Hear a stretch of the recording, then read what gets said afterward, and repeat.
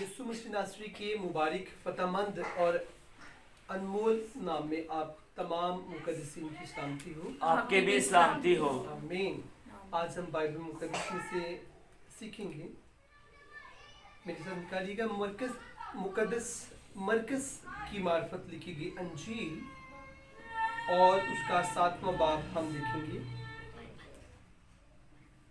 मरकस की मार्फत लिखी गई अंजील और उसका 7वां बाब हम देखेंगे। बाइबल मुकद्दस में से आज हम सीखेंगे अपनी रहनुमाई के लिए। जिनके पास बाइबल मुकद्दस है जरूर मेरे साथ खोलिएगा। Hallelujah. Thank you Jesus, thank you Lord. हम तेरी सताइश करते हैं।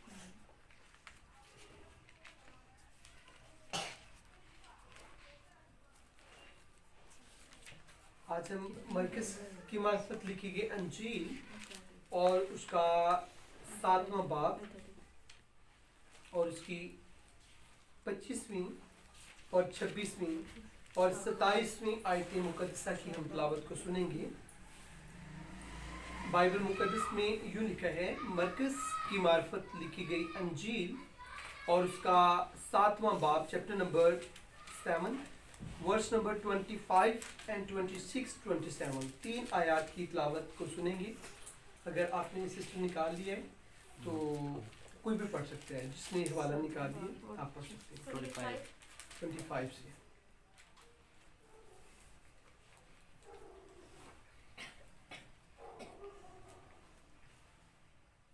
खुदावंद के मुकद्दस पाक कलाम में यूं लिखा है, बल्कि फील फॉर एक औरत जिसकी छोटी बेटी में नापाक रूह थी, उसकी खबर सुनकर आई और उसके कदमों में गिरी।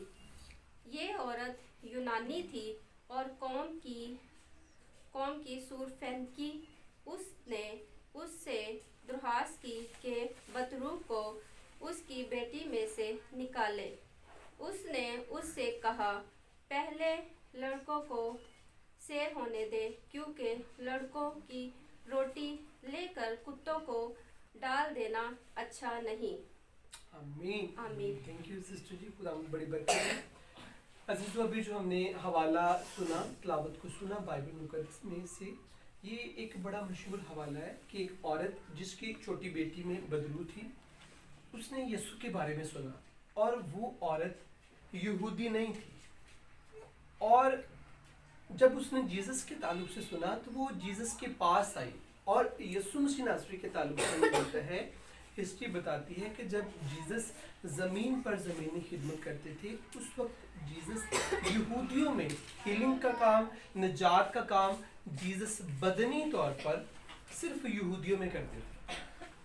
तो यहूदी कबीले के अंदर और इस्राइल के अंदर जीसस मुनादी करते और वहाँ पर शिफा भी देते, वहाँ पर निजात का काम भी होता। ये औरत यहूदी ना होने के सबब से शिफा के दायरे में नहीं आती थी, लेकिन तो भी इसने जब यीशु के बारे में सुना, मैं भी इस औरत ने जीसस के बड़े बड़े मौजज़ात के ताल्लुक से सुना हो। डिटेल से बाइबल में इस औरत के ताल्लुक से नहीं लिखा, सिर्फ इतना लिखा है कि वो उसने यीशु के बारे में सुना और लिखा है कि बल्कि फिल फॉर एक औरत जिसकी छोटी बेटी में नापाक रूह थी, उसकी खबर सुनकर, यानी यीशु की खबर सुनकर आई और उसके कदमों पर गिरी। जीसस के ताल्लुक से हमें मिलता है कि यीशु बादशाह ने उस औरत को एक सच्चा जीसस जवाब देते हैं। जब उसने शिफा की अपील की तो जीसस ने उसे कहा कि तू इस काबिल नहीं है, तू इसकी हकदार नहीं है। लिखा है लड़कों की रोटी, यानी मैं यहूदी घराने में पैदा हुआ, इस्राइल के लिए निजात बनकर आया और मैं इसी कौम के अंदर मैं शिफा का, निजात का काम करूँगा। उस औरत को सिर्फ मैं भी जीसस उसका ईमान देख रही हूँ। जब जीसस ने ये बात की तो मैं भी जीसस उस औरत का जो यहूदी नहीं थी, जैसे बेशुमार मज़ाहब के लोग चर्चिज में आकर यीशु से शिफा पाते हैं, मैं भी जीसस उस वक्त उसका ईमान चेक कर रही हूँ। और यीशु ने से कहा कि लड़कों की रोटी, یعنی میں یہودیوں کے لیے شفا بن کر نجات بن کر آیا. حالانکہ مسیحا تو بائبل میں بتاتی ہے کہ پوری دنیا کے لیے نجات کا پیغام لے کر آئے. لیکن اس وقت میں بھی اس کا ایمان چیک کر رہے تھے اور اس عورت نے بڑی خوبصورتی کے ساتھ جواب دیا. پہلا اس نے ایکٹ کیا کیا, وہ یسوع کے قدموں میں گر پڑے, گر کر التجا کر رہی ہے عاجزی کے ساتھ. سیکنڈ, اسے ایک سخت جواب ملا تو بھی اس نے غصہ نہیں کیا. آج کئی دفعہ کچھ سخت میسج چرچ میں ہو جائے تو کلیسیا سمجھتی ہے پادری صاحب نے منو گلا سنایا, اے منو نے پادری صاحب نے منو کیا ہے. کئی دفعہ ایسا ہوتا ہے چرچ میں سالڈ باتیں, کئی دفعہ ہم پاک کلام کی پاک باتیں شیئر کرتے ہیں تو سننے والوں کو شاید فیل ہوتا ہے کہ ڈائریکٹ پاسٹر منو ہی کہہ رہی ہے, میں پچھلے چرچ نہیں سے آیا اس لیے پادری صاحب نے میرے تے کلام سنایا. لیکن اس عورت نے غصہ نہیں کیا, اس نے جیسس کی تلخ باتوں کو, ٹرو باتوں کو سنا اور اس کے باوجود اس کا رد عمل کیا تھا. اس نے کہا ٹھیک ہے جیسس, تو نے جیسے بھی جواب دیا, لیکن جو کتے ہیں وہ بھی تو لڑکوں کے میز سے گرے ہوئے جو ٹکڑے ہیں ٹکڑوں سے اپنا پیٹ بھرتے ہیں. یعنی اس نے یہ کہا کہ چاہے مسیحا مسایہ یہودیوں کے لیے آیا ہے, یہودیوں میں نجات کا کام ہوتا ہے, لیکن ہم بھی جب اس میز کے پاس, شفا کے میز کے پاس آ جاتے ہیں تو شفا کے چشمے جو میز سے نکلتے ہیں وہ ہمیں بھی چھوتے ہیں. میرا ایمان ہے مجھے شفا مل سکتی ہے اگر تو کہے گا. بائبل مقدس میں اگر آگے جا کر دیکھیں, آپ پڑھیں تو یسوع مسیح ناصری نے وہاں پر جتنے یہودی تھے ان یہودیوں کو جیسس نے کہا کہ ایسا ایمان میں نے بنی اسرائیل قوم کے اندر بھی نہیں پایا. اتنا زبردست اس کے اندر ایمان ہے. میں نے ایک سخت بات اسے بتائی, چاہے وہ ٹرو ہے لیکن جسمانی طور پر کانوں کو وہ سخت بات لگتی ہے کہ کس طرح کی مجھے جواب مل گیا. لیکن اس عورت نے بڑی حلیمی کے ساتھ اس بات کو ایکسیپٹ کیا کہ جیسس نے ٹھیک کہا ہے, میں یہودی نہیں ہوں, میں اس پاک قوم یا چنی ہوئی قوم میں سے نہیں ہوں, لیکن تو بھی جیسس اگر تو کہے گا تو مجھے شفا مل سکتی ہے. شفا کے جو تیرے چشمے جاری ہیں, تیرے بیٹوں کو بیٹیوں کو جو شفا مل رہی ہے مجھے بھی اس میں سے مل سکتی ہے, تو اگر کہے. میں نے جب ان الفاظوں کو پڑھا یا جب بھی میں پڑھتا ہوں تو میں سوچتا ہوں کہ شفا اصل میں ہمارے ایمان کے ساتھ شفا کا بڑا گہرا تعلق ہے. اگر ہمارے اندر ایمان نہیں, فیتھ نہیں ہے تو ہم شفا کو نہیں حاصل کر سکتے. اسی طرح جیسے ابھی ہم نے اس عورت کے تعلق سے بھی سنا پڑھا اور ابھی ہم اس کی تشریح بھی سن رہے ہیں, ایک اور عورت کا ذکر بائبل مقدس میں ہے کہ اس کے اندر اتنا ایمان تھا کہ وہ کہتی تھی کہ میں یسوع بادشاہ کی پوشاک کو صرف چھو لوں گی تو میں شفا پا جاؤں. بائبل مقدس میں لکھا ہے کہ بھیڑ بہت زیادہ تھی, بھیڑ کے سبب سے وہ جیسس کے پاس پہنچ نہیں سکتی تھی, لیکن تو بھی پتہ نہیں کس طرح اس نے جستجو کی, ہمت کی اور بھیڑ میں وہ گھس گئے جیسس کو چھونے کے لیے. وہاں پر بھی اس نے ایمان سے جیسس کو چھوا اور جیسس نے کہا کہ میرے اندر سے, جو الفاظ میں موسٹلی بولتا ہوں کہ شفا ایک پاک قوت ہے جو جیسس میں سے نکلتی ہے. آنکھوں کو یہ قوت نظر نہیں آتی, کانوں کو شاید یہ سنائی نہیں دیتی, لیکن جیسس کے اندر سے جو پاک قوت نکلتی ہے اس شخص کو فیل ہوتا ہے جسے شفا مل جاتی ہے کہ میری زندگی میں, میرے بدن میں کچھ خاص ہو چکا ہے. لیکن جہاں پر فیتھ نہیں ہے وہاں پر لکھا ہے کہ اس عورت نے یسوع کی پوشاک کو چھوا اور وہ شفا پائی. تو جیسس نے کہا کہ میرے اندر سے قوت نکلی ہے. تو شاگردوں نے کیا کہا کہ آقا خداوند تیرے اوپر تو بھیڑ گری جاتی ہے, اتنے لوگ, ایک بڑی بھیڑ ہے, تو درمیان میں ہے, لوگ تیرے اوپر گر رہے ہیں, تو بے شمار لوگوں نے تجھے چھوا ہوگا. جیسس نے کہا نہیں, مجھے کسی نے ایمان کے ساتھ چھوا ہے. یہ بھیڑ صرف میرے معجزات کو دیکھنے کی حد تک ہے, ان کے اندر فیتھ نہیں ہے. کسی نے مجھے ایمان سے ٹچ کر لیا ہے, کسی نے مجھے ایمان سے میری پوشاک کو چھوا ہے. اسی لیے اور میں فیل کرتا ہوں قرم بھائی, اتنا مسا تھا مسیحا کے اندر کہ جیسس کی پوشاک بھی چارج ہوئی تھی. جیسس کی باڈی کو نہیں چھوا اس عورت, صرف کپڑوں کو چھوا ہے. इतनी पोशाक के अंदर ब्लेसिंग्स थी।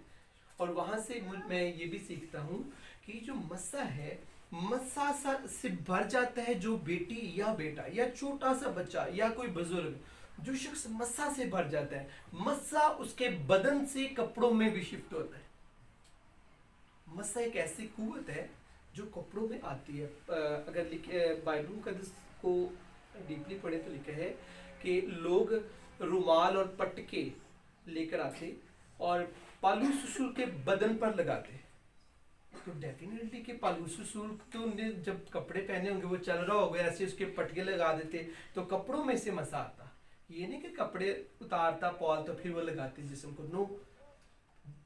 इसका मतलब है कि पालूस रसूल के जिस्म पर रुमाल और पटके लगाते कि पालूस रसूल जहाँ से गुजरते, पॉल यीशु का रसूल, यीशु का शागिर्द जहाँ से गुजरता, उसके बदन पर जो लोग रुमाल और पटके लगाते, उसके अंदर इतना मस्सा था। और पतरस के ताल्लुक से लिखा है कि उसके साया पड़ने से, उसके साये के अंदर भी, कई दफा आपने सुना है बाजी कि कहते हैं बच्चे साया हो गया, कभी सुना हो आपने? ए बेटी सूख गई है, इन उस पर छाई हो गई, इन ऊपर छावा पै गया, इससे साया हो गया। इवल स्पिरिट्स का साया हो गया। इसी तरह जो ईमानदार लोग हैं उनके साये में भी मसा होता है। पतरस जहां से गुजरता था, लोगों को पता चल जाता कि आज पतरस ने इस राह से गुजरना है।